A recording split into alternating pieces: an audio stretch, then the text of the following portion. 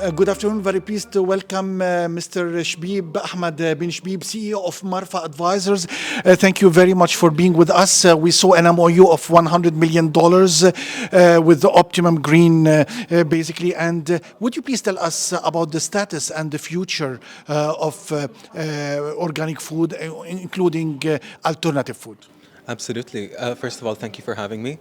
I think initially, before we go into just the importance of organic food, I'd like to first talk about the importance of working with OGV in terms of accelerating climate financing and investments into green solutions.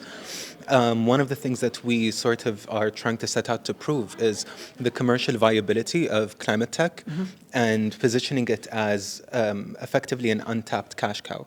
And aside from creating actual impact on the ground, we need to prove to more and more investors that these are more tangible, commercially viable projects and solutions.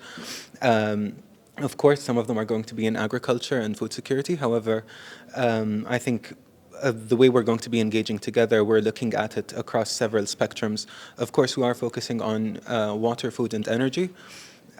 Food being, of course, a priority, but water and energy, especially for the region, are something we need to be also really focusing on. You tapped into something, the feasibility, basically, of the investment. Would you please tell us more? Because some people are hesitant and they are questioning, basically, the potential in this part of the world, taking into account the terrain and the different, basically, challenges. Absolutely. So a lot of what we've done over the past, well, since our inception, is we've been working a lot with companies that are within the climate space. And one thing that we've seen is they've proved commercial viability outside of the UAE. And the fact that we have locally an ecosystem that can actually help them deploy and scale and accelerate their growth a lot more than not to get political, but most of the West, it actually positions us in the perfect position to take and adopt technologies that are within a disruptive or innovative space.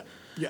Being innovative, how can the UAE be more and more innovative at the forefront? We have seen that across different aspects of different sectors. For example, in aviation, it's the world's number one. In hospitality, it's the world's number one. In infrastructure, it's the world's number one. And now they are very focused on AI, being the world's first country to have a state minister of AI. How do you basically position in terms of embracing and developing technology? Usually, here in the Middle East, we used to go to the West and other parts of the world to basically bring and import technology. Now it's not the way anymore. It's vice versa. So it's reciprocal, so to speak. How would you foresee the position of UAE in this regard as a knowledge hub? I think mainly what we need to do is one, I don't think there's any room left in terms of creating more innovation. I think what we need to be doing, maybe moving forward, is so far we've created the perfect hotbed for companies and innovators to come to the UAE.